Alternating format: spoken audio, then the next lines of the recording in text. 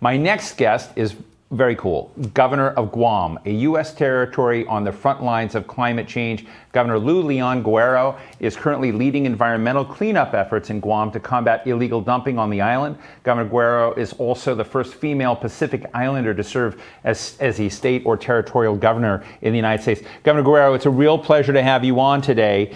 And I'm so happy we're talking about Guam. I've been to Guam. I don't know how many of our viewers have been to Guam, but it's a great place to go. But on top of that, as we sort of think about, the United States, its territories and whatnot, you have a voice in this and concerns about sustainability in the environment. Would love to look at and know what's on your dashboard. Sure. This whole pandemic really showed us and demonstrated how it's really important to work towards sustainability, especially being out here in the deep blue ocean, thousands of miles from other land masses.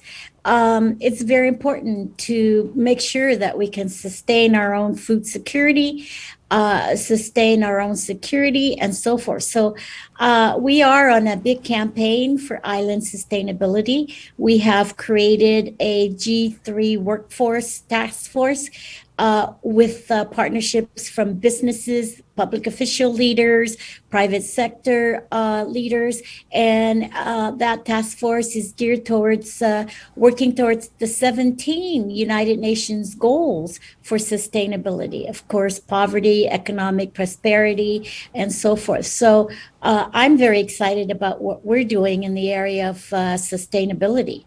Governor, I also know, I was just talking to Ann Finucane, whom I don't know if you know her. It was Ann is vice chairwoman of Bank of America. We were talking about finance. We were talking about the importance. You're a governor and you've been a big banker.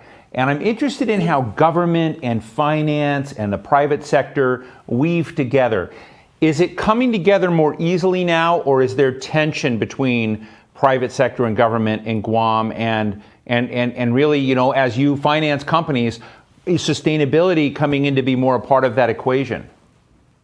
Absolutely. And, I wasn't only just careered in banking, but in healthcare. I'm a nurse by profession. And so I have interwoven healthcare, the health of our people, finance. Of course, finance is very crucial to an economy, to sustainability of our people, the quality of life. And so working towards more access and more convenience towards affordable financing is very crucial. Government, of course, here's my thinking. Government is very important to create the order and to create the framework and to create the ability to work in an environment that you feel you're free to express yourself. You're free to be an entrepreneur. You're free to make a profit and so forth. So government is there to help support that. But also my thinking on businesses is small businesses is the backbone of any community.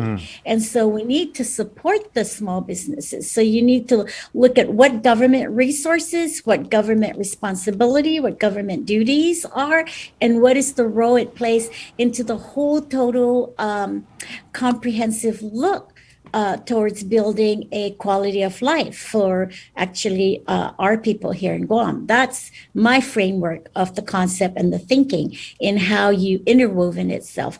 Our government, my administration, works very closely with the chambers of commerce. We have a chamber of commerce here. We have a women's chamber of commerce here. We have different ethnic chambers of commerce here that we work very closely.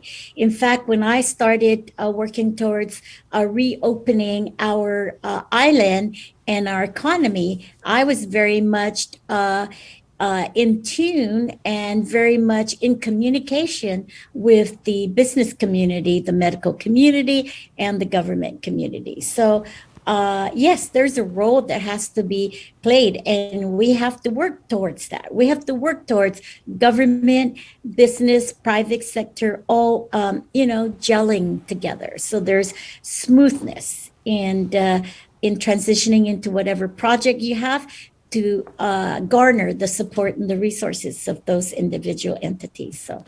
Governor, I want to ask you an uncomfortable question, maybe, but we can have fun with it. You've been governor since 1994. I like fun. Yeah, I like 1994, 5 terms. Which administration, presidential administration, has heard Guam the most, has been the easiest to work with, and has made the most right kind of investments in Guam while you've been governor there? Of course, I cannot say about this current administration because we haven't had much experience. But of course, President Biden has been the vice president under the Obama administration. So I have to say that all of the governments have been very, very supportive of Guam.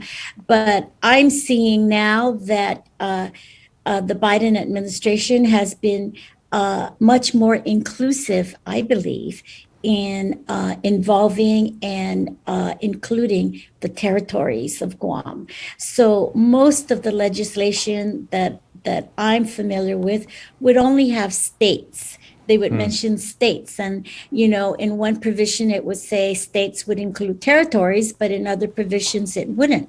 But with this Biden administration, every time I hear their plan, except for the infrastructure bill, which I'm trying to work with, but every time I hear them, even on national TV, talking about what they are going to be doing, they include territories. They would say states, territories, local governments, and tribal governments. So, they're all very inclusive. I have to say, because I am a Democrat, and not because I'm just a Democrat, but I believe in the working principles, that you could tell the difference between the Democrat and the, of course, Republican administration. But even under the Trump administration, I have had really, I don't have any negative, consequences with them. They've all been very supportive. Honestly, I'm thrilled to hear. Administration. I'm very thrilled to hear that there's been a relatively good and stable contacts and responsibility and connection, because sometimes, look, I know Muriel Bowser here in D.C., I'm going through our whole thing here, but Muriel Bowser is a territory, not governor, but mayor of territory. And we can have long talks about some of the distance even here in this town, but I'm thrilled to hear that. Chairman Raul Grijalva recently wrote an op-ed for The Hill, and in that op-ed he said we really need to address climate change in U.S. territories. So you mentioned infrastructure, and it sounded like you wanted to send a message. So I want to hear what you think the Biden administration has not yet done or put forward. We're having Gina McCarthy come up after. She may be able to fix this. But what do you need? What would you like to see on the infrastructure bill? And when it comes to climate, and what Raul Grijalva was advocating for in our pages, do you feel that happening when it comes to climate support, partnership, response, etc.? I do. I'm a little bit nervous, though, Steve, with this infrastructure bill, and I'm trying to work with the White House and also through our Congressman Mike Nicholas, to include territories, because I don't hear territories when they mention about the infrastructure bill. When they mentioned about the American Rescue Plan law, they did include the territories, and I'm so grateful for that. We contribute a lot to the whole national security over here in this part of the world, and I want to make sure that our stake is significant and recognized there.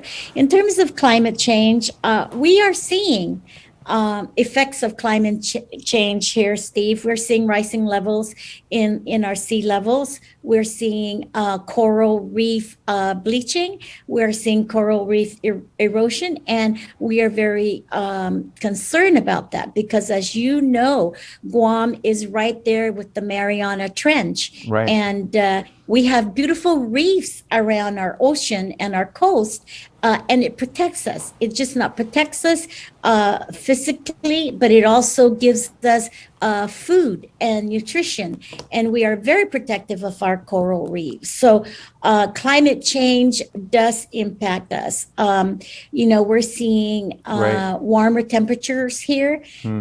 We are seeing much more dry seasons here, and when we do have storms, our storms are pretty severe, and we have a flooding issues, and we have erosion issues of our streets, our roads, Right. even into individual residents. And so we see the effect, and we're working hard to prevent those effects. Of course, we're again on a campaign of a green economy. We're on a campaign of circular economy. We're on a campaign of energy, alternative energies, to decrease whatever emissions that goes out into the atmosphere. Although we don't contribute to that, we see the effects of that. Governor, I just kept saying, because I've got Jean McCarthy online, really excited to talk to her, and I'm glad you're both right next to each other. So 30 seconds, if I may. Sure. You have 3 major U.S. installations on Guam. Are they friend or foe on sustainability and climate for you? They are friend. They are friend. But we do have, concerns. I always say I believe in the military buildup. I support the military presence here, but on certain conditions. And the conditions are protect our environment, preserve our culture, preserve our ancestral grounds, respect our people, respect our island, respect our ocean. And they're very clear. We're very clear with that. And they're working hard to, comply with those conditions. Well, Leon Guerrero, you have an open door. Governor of Guam, thank you so much for joining us today, and particularly for your candor. Really appreciate it. Thank you, Steve.